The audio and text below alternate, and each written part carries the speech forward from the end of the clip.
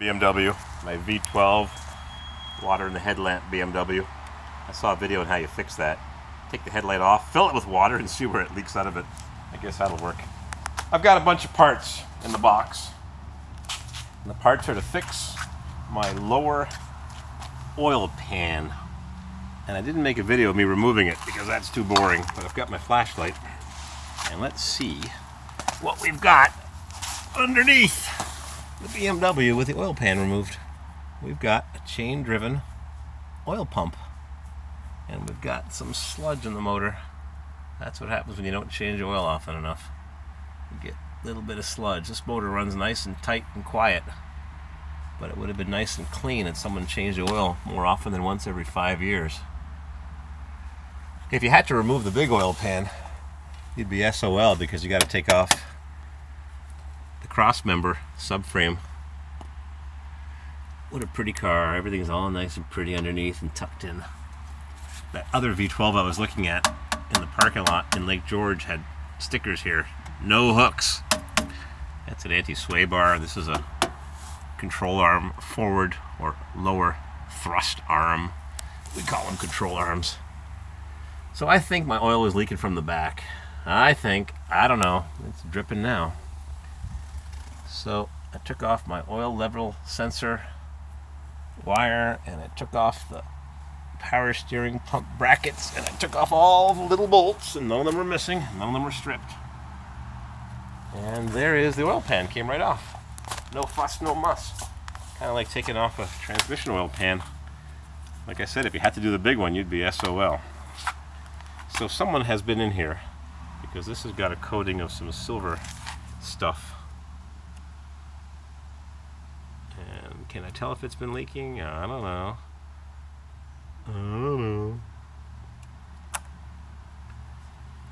What's interesting is I drained the oil obviously before I dropped the pan, and the vehicle is kind of sitting pretty level.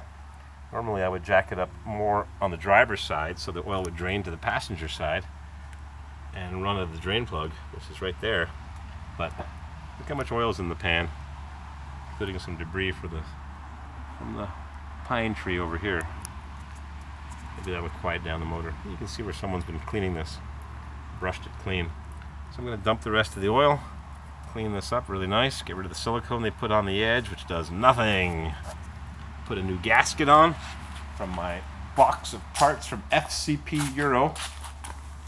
What's funny is I ordered one spark plug from Rock Auto. I meant to order 12, but I selected one.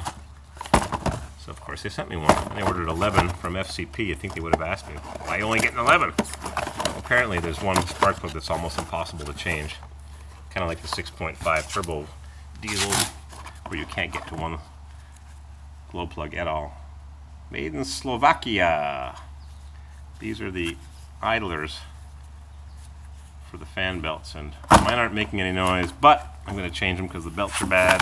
And if one of those seizes, they're 60 bucks each, made by INA. The ones at Rock Auto were $15 cheaper each, but 4 seasons, who knows. I got a fuel filter, then now I got 2 of them.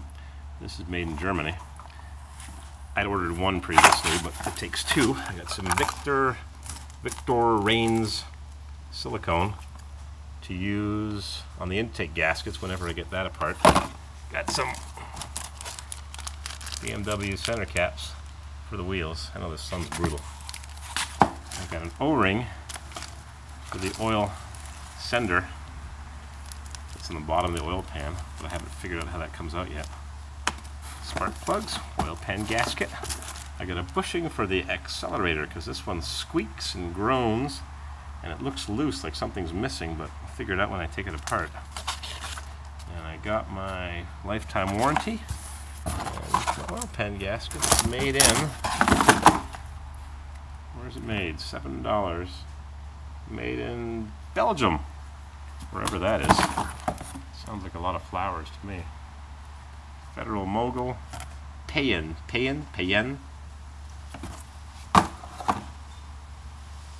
Federal Mogul, Glyco, Payen, Nero. So I've got my 200 bucks worth of parts. The killer was these two, 60 bucks each, and they have free shipping, except that it's extra slow, get lost in the mail shipping with no tracking number. So I paid the 10 bucks and I got it shipped more expeditiously, which wouldn't have made a difference because it would have been here by the time I get to put this stuff on. So that's what I'm doing. Collecting a bunch of junk. Turn my Corvair into a shelf. And I'm going to dump the rest of this oil into my container. I put in a gallon of oil before I left for New Hampshire, and when I got back I put in 2 quarts on the way back, and I just filled up a jug of oil, and it's right there. And this thing takes 8 quarts, and I think this is 4. Yeah, this is 4 quarts, 1 gallon, and it's full to the top. Can you believe it that I used up 2 gallons of oil in 1,000 miles with that crazy oil leak? Or maybe it's burning oil and it is all of a sudden low on coolant, probably missing a half a gallon of coolant, so I got a tiny head gasket leak maybe. Oh well, I'll just keep it forever. Maybe I'll run some engine block head gasket sealant through it like I did on the Turbo Weasel. I don't know what's going on with that thing. She and I aren't talking. That's the best policy, I think. Makes Miss Hip Chick happy, and it keeps running my hair. Alright, look at that. Sludge on the cross member and sludge inside the motor. Change your oil. It's the best policy. I'll be changing this thing often. I'm going to put this oil back in because it's not very old, only a few hundred miles on it. That's what I'm doing. Working on my BMW. Need to get a few of these lenses too. Smash and get the water to that one. Beautiful. I just watched a Scotty Kilmer video on what's wrong with remanufactured air conditioning compressors. Everything. They're junk.